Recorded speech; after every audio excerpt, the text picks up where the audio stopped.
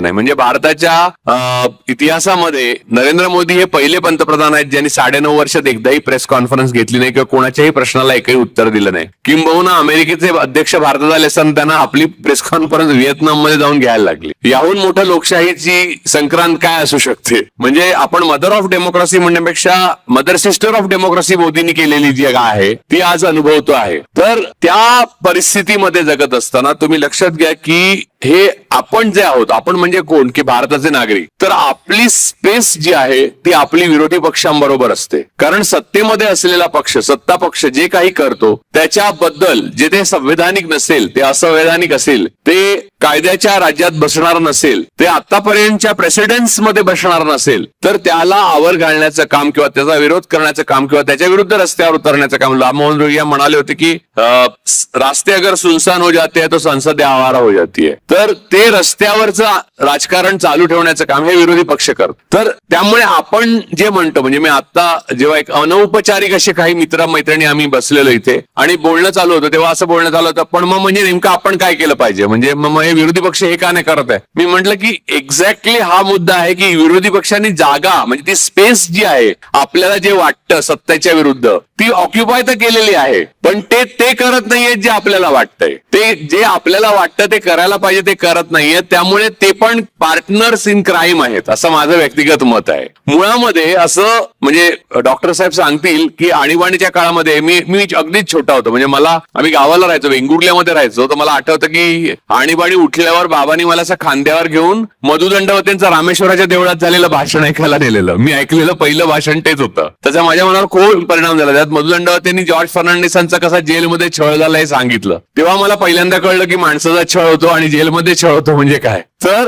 त्यानंतर आत्ताची म्हणजे त्यानंतर ते सगळं गेलं, नंतर जनता पार्टी सरकार आलं, ते गेलं, नंतर अनेक घटना देशात घडल्या आणि नंतर आपण लोकशाही गृहीत धरली, म्हणजे मी सुद्धा, असं मला वाटतं काही प्रमाणात. आणि अचानक लक्षात आलं की तो जेल, ते छळ सगळं चालू आहे असू शकतं आणि ते होत होतं, छोट्या प्रमाणात होत होतं. म्हणजे दलित कार्यकर्त्यांना नक्षलवादी ठरवून तुरुंगात टाकणे किंवा आदिवासींमध्ये काम करणाऱ्या एनजीओ मध्ये जे मोठे माणसं काम करतात त्यांना पकडणे वगैरे, ह्या गोष्टी छोट्या छोट्या प्रमाणावर चालू होत्या. परंतु ज्या स्वायत्त संस्था आहेत त्यांचं एक स्वतःच असलेलं अस्तित्व आणि त्यांचं एक नैतिक बळ इतकं कमी, इतकं अशक्त करण्यात नव्हतं आलेलं की त्या नाहीच आहेत असं वाटावं. म्हणजे आज परिस्थिती अशी आहे की भारत सरकारने, सत्ता पक्षाने भारतातल्या संविधान मानणाऱ्या, अहिंसा मानणाऱ्या आणि रूल ऑफ लॉ मानणाऱ्या लोकांच्या, आपल्याच नागरिकांच्या विरुद्ध युद्ध पुकारलेलं आहे. ही परिस्थिती आहे. फक्त नागरिक हे शांत आहेत आणि आपण जर फॉलो केलं नाही तर कॅओस होईल, म्हणजे अनार्की होईल. म्हणून अजून नागरिक ट्रॅफिक हवालदारने हात दाखवल्यावर थांबतात किंवा पोलिसांनी बोलवल्यावर जातात किंवा ईडीची नोटीस आल्यावर लगेच जाऊन समोर बसतात. या सगळ्या गोष्टी असंवैधानिक होत आहेत. किंबहुना सरकारच असंवैधानिक आहे हे माहीत असताना सुद्धा आपण ते सरकार मानतो, कारण आपल्याला एक त्यातल्या त्यात शिस्तबद्ध आणि आनंददायक आयुष्य हवं आहे, ही आपली गरज झालेली आहे. म्हणजे या सरकारच्या बाबतीत निश्चितपणे आपण म्हणू शकतो, म्हणजे महाराष्ट्रातल्या तर नक्कीच म्हणू शकतो, भारतातल्या पण म्हणू शकतो, त्याच्यावर मी नंतर येतो, की बहुतेक पद्धतीने, अनेक पद्धतीने ते असंवैधानिक आहे. मूलतः स्वतंत्र स्वायत्त संस्था ज्या आहेत, निवडणूक आयोग, सुप्रीम कोर्ट, मीडिया, या गोष्टी स्वतंत्रच नसताना निवडून आलेलं सरकार हे स्वतंत्र सरकार, संवैधानिक सरकार तुम्ही म्हणू शकत नाही. शिवाय पुलवामाचं जे झालं 19 साली, तेव्हा फर्स्ट टाइम वोटर क्या वोट दे सकता है क्या अशी मतं मागणारं विधान केलं की इलेक्शन कमिशनने त्याच्यावर बंदी आणायला पाहिजे. मला आठवतं की इलेक्शन कमिशनने बाळा ठाकरेंवर 6 वर्षाची बंदी आणली होती. त्यांना मतदान पण, ते उभे राहायचे नाहीत पण त्यांना मतदान करायचा हक्क होता, तो काढून घेतला होता 6 वर्ष त्यांच्याकडनं, काहीतरी धार्मिक विधान केल्यामुळे. तर आता तो हैदराबादला जर राजा सिंग वगैरे जी भाषणं करतात ते बघता बाळासाहेब पुण्यात्मे वाटतात मला. तर ते म्हणजे अगदीच मऊ होते असं वाटतं आणि मवाळ होते. आणि म्हणजे वैशिष्ट्य हेच आहे बरं का, हिंदुत्ववादी राईट विंग फॅसिझमचं, ब्राह्मणवाद आणि फॅसिस्ट हे एकत्र झालेले जे काय रसायन आहे त्याचं वैशिष्ट्य हेच आहे की नवा आला की अगोदरचा बरा वाटतो.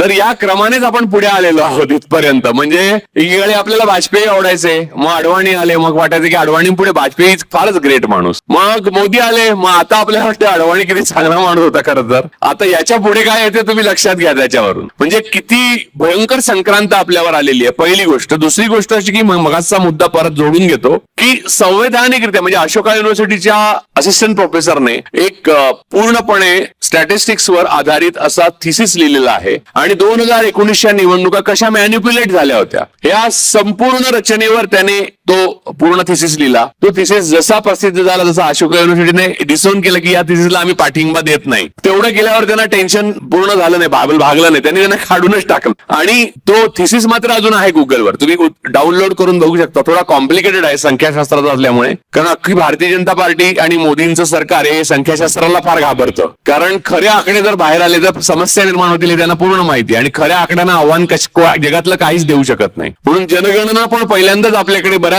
जवळपास शतकापेक्षा जास्त शतक साधारण 21 पासून आतापर्यंत ना, बरोबर ना, 21ला पहिली झाली ना, 31 पासून आतापर्यंत पहिल्यांदा एक कोविडच्या निमित्ताने जनगणना झाली नाही, ती नाहीच झाली आता. म्हणजे आता आपण जवळपास ब्रिटिश पूर्व काळामध्ये जसे जगत होतो तसे जगतोय. म्हणजे जसं जमेल तसा कायद्याचा आधार, जेव्हा जमणार नाही तेव्हा कायदा सोडून द्या, जी नोटीस येईल त्याला फेस करा. आजचा दिवस गेला की सुटलो. आणि ही गोष्ट सगळ्यात भयानक यातली गोष्ट ही आहे की आपल्याला विरोधी पक्ष अस्तित्वात नाहीये असं वाटतंय. म्हणजे तुमच्यापैकी किती जणांना वाटतंय मला माहिती आहे, पण आपल्याला सर्वांना वाटत असावं अशी माझी खात्री आहे. कारण मला जिथे जिथे मी जातो तिथे तिथे वाटतं, पण मग विरोधी पक्ष का नाही विरोध करत असं विचारतात. विरोधी पक्ष विरोध करतात. विरोधी पक्ष काळी पीठ लावून राजघाटावर जाऊन उभे राहतात. मी एकदा विचारलं की स्वतः महात्मा गांधी जेव्हा हयात होते तेव्हा ते किती वेळा काळी पीठ लावून गोपाळकृष्ण गोखलेंच्या स्मृतीस्तंभाकडे जाऊन उभे राहिले होते? एकदाही नाही. गोपाळकृष्ण गोखले ते गुरु होते, पण ते चंपारण्याला गेले, जिथे प्रश्न आहे तिथे गेले, त्यांच्या मूर्तीकडे जाऊन उभं राहणं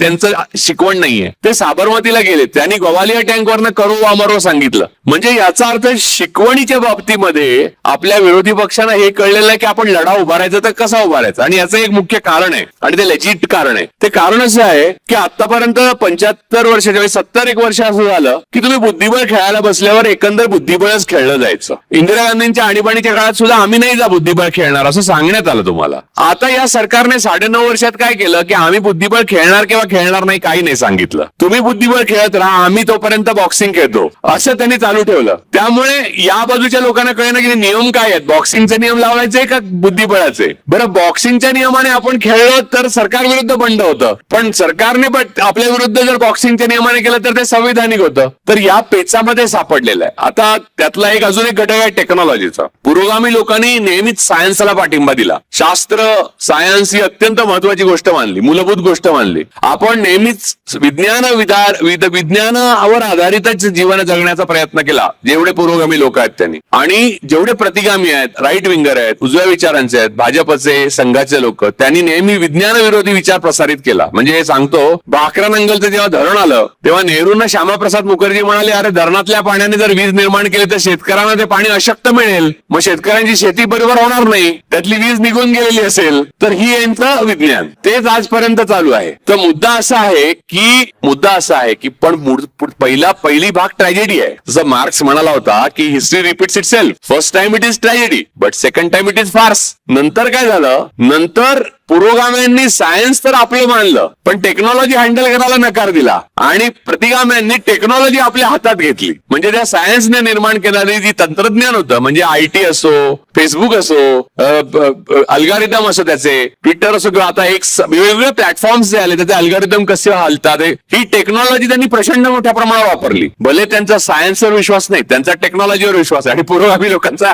सायन्सवर विश्वास आहे पण टेक्नॉलॉजी कशाला. म्हणजे मला इतके माझे मित्र माहिती आहेत, मी आता नाव नाही घेणार, की म्हणतात की ते यार ट्विटर बिटर नको रे, सरळ कागदावर लिहून काढतो मी. तर मुद्दा असा आहे की इथे हा जो पॅराडॉक्स आहे हा भयानक ठरला. या क्रॉसरोडवर हा पॅराडॉक्सने म्हणजे असं आहे की अख्ख्या इलेक्शन, म्हणजे रशियाने असो किंवा इस्रायलने असो, ज्या देशात रीक केल्या, फिरवल्या, ते टेक्नॉलॉजीच्या जोरावर फिरवल्या. आणि आपले जे सत्ता पक्ष आहे त्याला इस्रायल मधल्या सत्ता पक्षाचा सरळ पाठिंबाच आहे. आपल्या देशातल्या स्वतंत्र सार्वभौम नागरिकांवर पेगॅसस लावण्याचा कोणत्याही कायद्याने किंवा किंवा संविधानाने अधिकार नसताना पेगासस लावणारं सरकार हे ईव्हीएम पवित्रपणे आणि अगदी नीटपणे पूजा करूनच वापरेल ही ग्वाही देणारी माणसं जेव्हा मला भेटतात तेव्हा मला मोठं आश्चर्य वाटतं. आणि काही पक्षाचे हे कार्यकर्ते एवढे उत्साही असतात की ईव्हीएम ज्या रूम मध्ये ठेवलेली असतात तिथे बाहेर ते पहारे वगैरे देतात. म्हणजे जसं काही तुम्ही पहारा इथे दिलं तर समोर असलेला टीव्ही मी ऑफच नाही करू शकत. तर हे जे सायन्स आणि टेक्नॉलॉजी मधली ज्या भानगड आहेत त्याचा हा दुष्परिणाम आहे.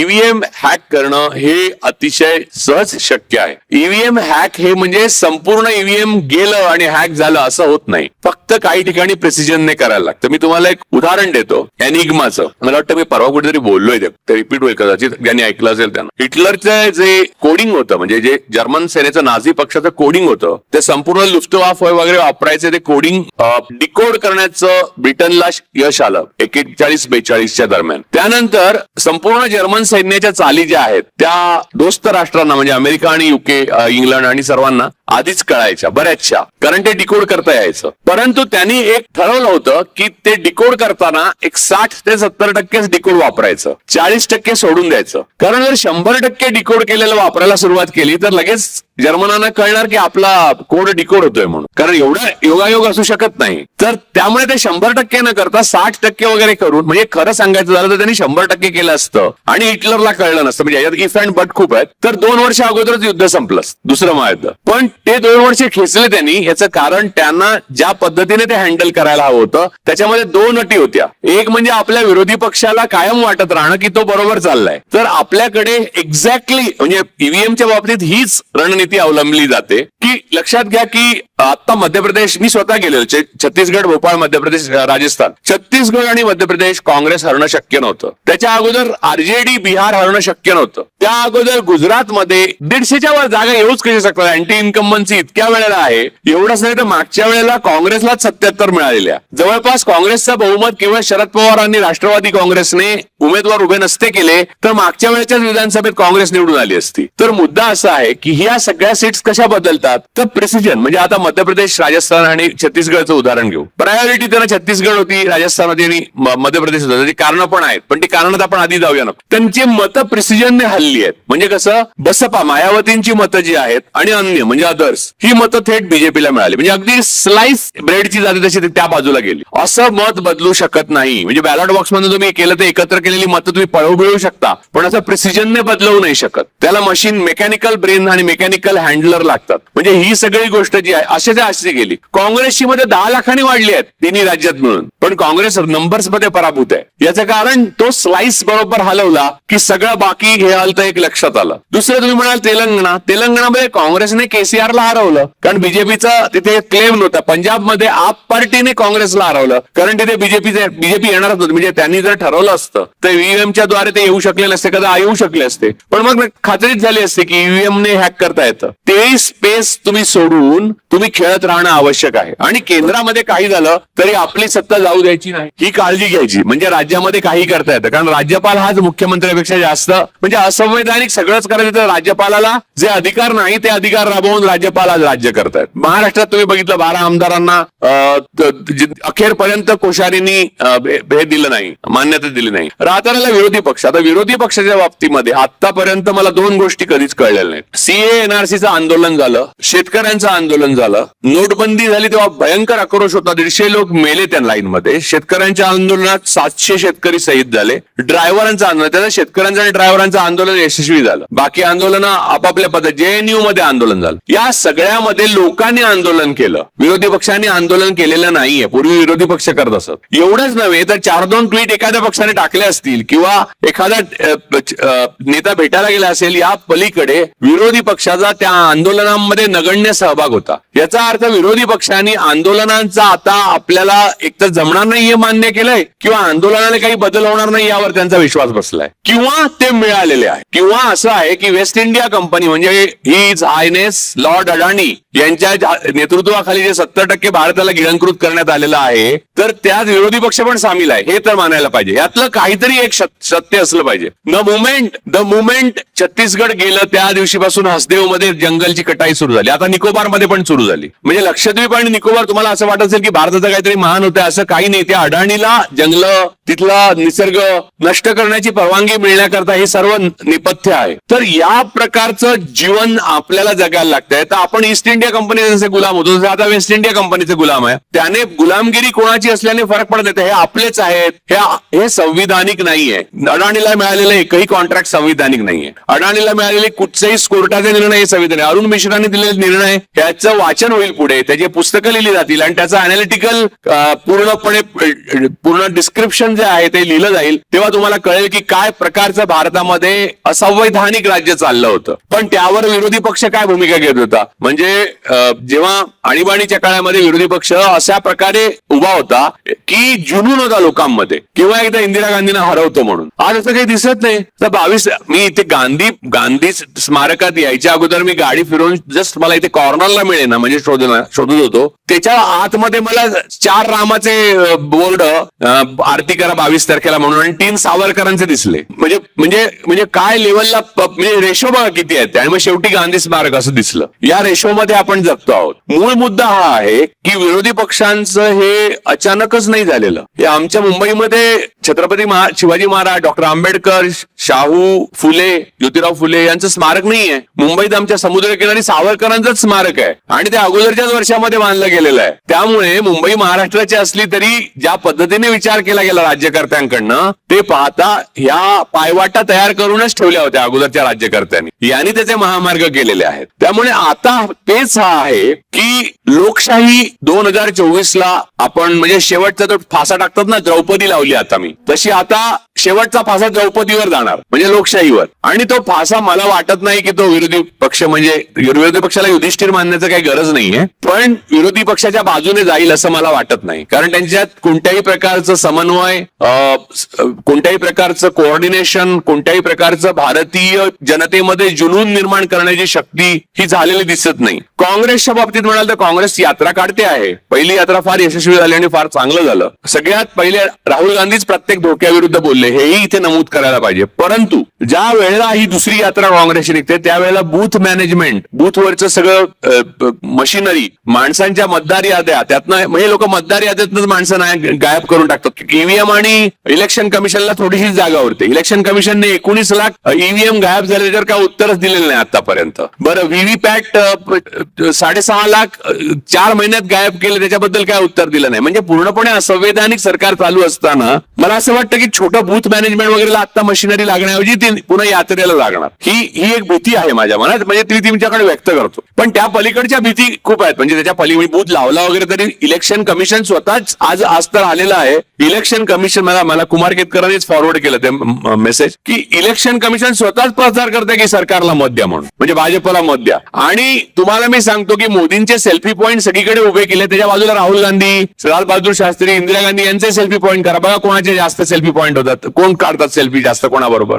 मोदींबरोबर सेल्फी काढणार नाही कोणी. कारण इतिहास हे बघा, शेवटी काय राम मंदिराचा जो निकाल दिलाय ना त्याच्या खाली न्यायाधीशांनी आपली नावं नाही लिहिली आहेत. असं क्वचित होतं. कारण त्यांना माहितीये पुढे जाऊन हे जेव्हा आपले नातवंड पणतवंड वाचणार तेव्हा आपली नावं नको. एकंदर पीठाचा अहवाल असं आहे त्याच्यात. ते आपली म्हणजे जनरली त्या पीठाचं नाव कोण कोण आहेत तर गोगोई आहेत, ज्यांनी यौन शोषणाचे स्वतःवर झालेले आरोप स्वतःच्याच पीठाखाली घेऊन स्वतःला मुक्त केलं आणि राम मंदिराचा निर्णय दिल्यावर स्वतःच राज्यसभा घेऊन त्या पक्षी जाऊन बसले त्या पक्षात. अशा प्रकारचे महान न्यायाधीश पुण्यामध्ये बोलतोय आपण काय देहांत प्रायश्चित हेच खरे प्रायश्चित म्हणून काशीला निघून गेलेलं रामशास्त्रींचं इथे लहानपणी आम्हाला स्टोऱ्या सांगायचे. तर मी आता येत होतो सिम्बॉसिस कडे वळताना मला रामशास्त्री आठवले अचानक. म्हटलं उगाचच वेळ फुकट घालवलं माणसानं. त्याऐवजी पुण्यात मजा करत राहिलेस तर खूप पुढे अजून गंमत झाली होती.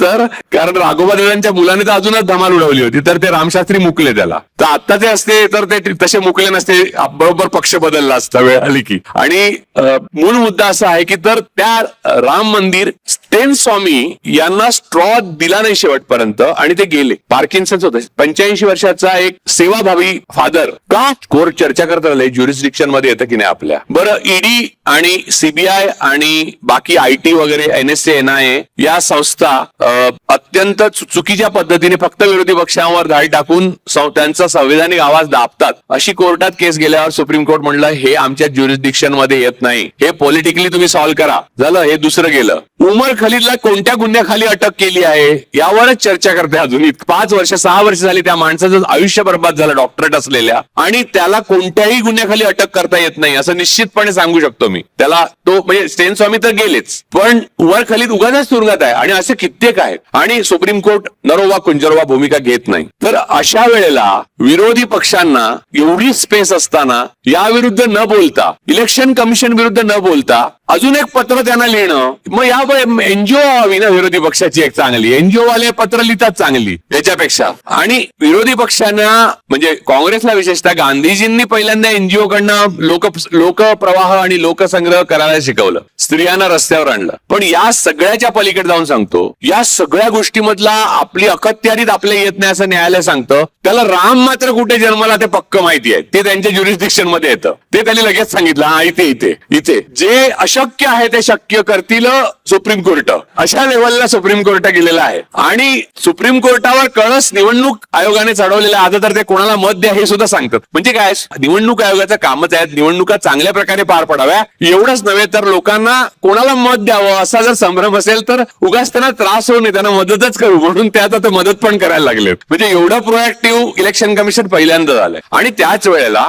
गोदी मीडिया साथ देत नाही, प्रशासन साथ देत नाही. आणि विरोधी पक्ष म्हणजे विरोधी पक्षाने आतापर्यंत आंदोलन या नावाखाली काय केलं ते त्याच्यावर आपण बोलू, म्हणजे प्रश्नोत्तराच्या वेळेला येईल. पण जी आंदोलनं झाली त्याच्यामध्ये मोठा सहभाग दिसला नाही लोकांमध्ये. आजपर्यंत इंडिया अलायन्सने कोणताही जुनून निर्माण केलेला नाही. किंबहुना असा इंडिया अलायन्स आहे की काय अशी अफवा पसरली आहे. फक्त अजून कन्फर्म झालेली नाही ती अफवा, की म्हणजे जयप्रकाशजी प्रत्यक्ष गेले त्याच्या अगोदर एक अफवा पसरली होती ते गेले अशी. आणि नंतर आम्ही शाळा सुटली त्या दिवशी आमची, आणि नंतर मोराजींनी जाहीर केलं नाही नाही नाही जयप्रकाश जे आहेत अजून म्हणून. तसं इंडिया अलायन्स झाला अशी एक अफवा पसरली आणि नंतर ती अफवा आता खरी आहे का खोटी हेच कळत नाहीये. या लेवलला विरोधी पक्ष गेलेला आहे. म्हणजे विरोधी पक्षांचं पानिपताहून याच्याहून वेगळं पानिपत ते काय असतं. म्हणजे 2 मोती गळाले काय ते जे काय आहे 27 ते 2 कोण, हे 27 कोण ते तुम्ही इथे लावू शकता आणि तुम्हाला कळेल की विरोधी पक्षाची परिस्थिती काय आहे.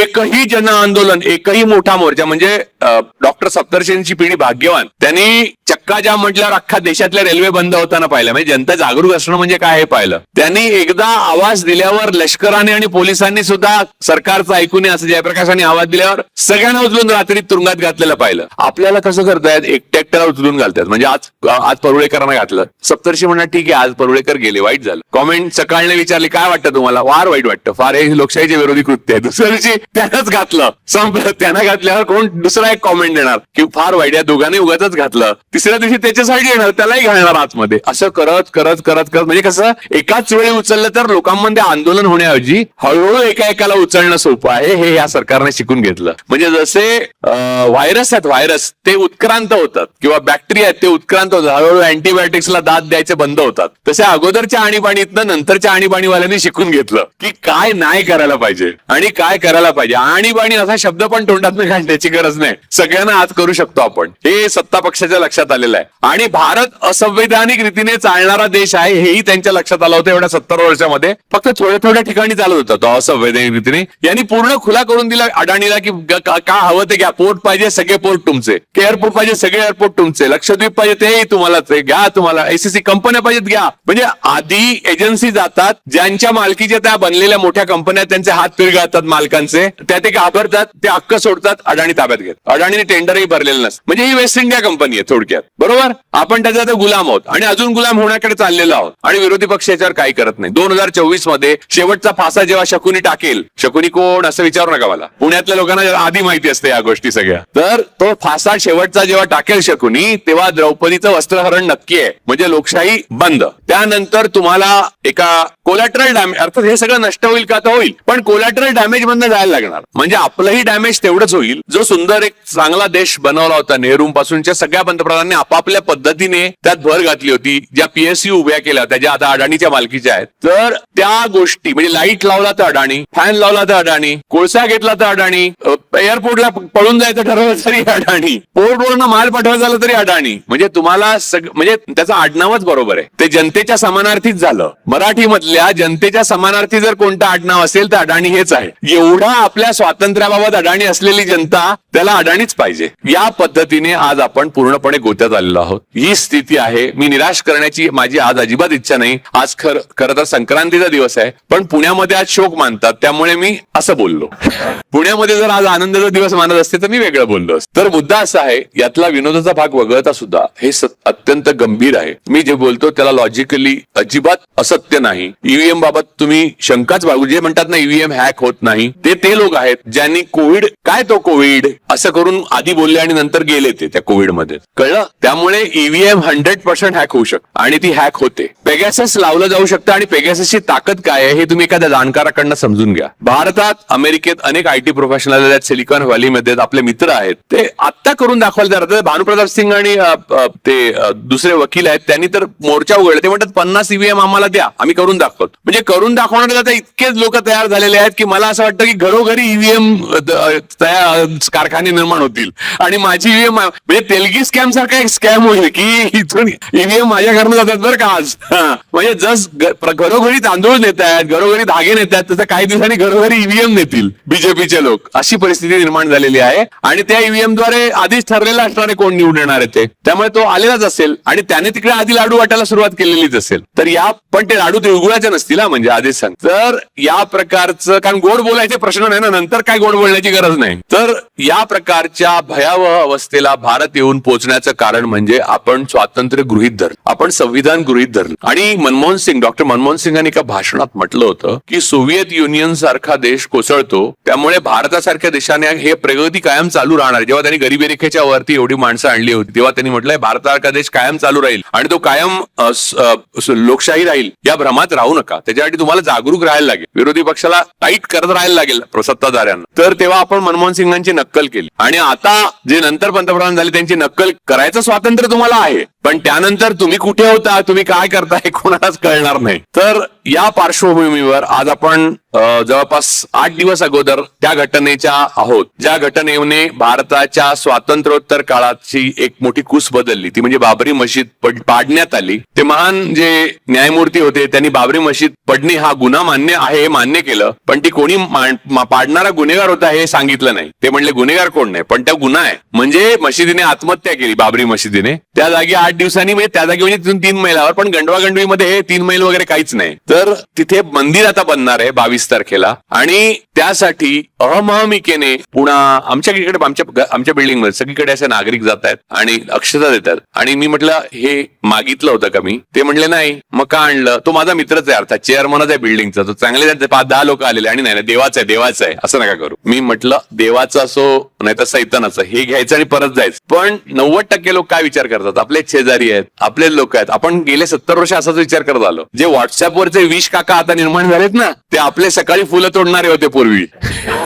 ते अचानक एका रात्रीत नाही झाले, ते दबा धरून बसलेले. मी नेहमी ब्राह्मणवादाचं एक वैशिष्ट्य सांगतो. ब्राह्मणवाद हा जेव्हा बहुजन आणि आंबेडकरवाद जोरात असतो तेव्हा ब्राह्मणवाद बोलतो, तो ब्राह्मणवाद नव्हे. जेव्हा ब्राह्मण सगळे धर्म होतात आणि ब्राह्मणवाद बोलतो तो ब्राह्मणवाद. ब्राह्मणांची सत्ता येते तेव्हा बोलतो तो ब्राह्मणवाद. आता बोलतोय तो ब्राह्मणवाद. तेव्हा बोलत होताना ती संधीची वाट पाहणारं हे एक हिंस्र श्वापत होतं. ते श्वापत आता आपल्या डोक्यावर बसलेलं आहे. त्याला उतरवण्याची ताकद असलेला विरोधी पक्ष आपल्याकडे नाही. आपल्यामध्ये शक्ती आहे असं आपल्याला जर वाटत असेल तर आपण लढू शकता. तुम्हाला एकटं लढायचं असायला पाहिजे, एकटं लढायची ताकद असायला पाहिजे. याचं कारण असं, कारण तुमच्यासाठी फक्त तुम्हीच लढू शकता. एक. आणि दुसरी गोष्ट अशी की जगातला एक माणूस सुद्धा गुलाम आहे तोपर्यंत सर्व माणसं गुलाम आहेत, असं एक बेसिक प्रिन्सिपल आहे. त्यामुळे तो गुलाम असलेला एक माणूस मी आहे असं मी मी मानतो. लोक विचारतात तुम्ही बोलता एवढं, तुम्ही इकडे भाषण करता, मग तुम्हाला त्रास नाही का? होतो ना. सोलापूरला त्या दिवशी आलेले एवढे कागद घेऊन माझ्यावर, मी आणि राम पुनियांनी जी होतो त्यांच्या पुस्तकाचं प्रकाशन केलं, तर सरफराज अहमद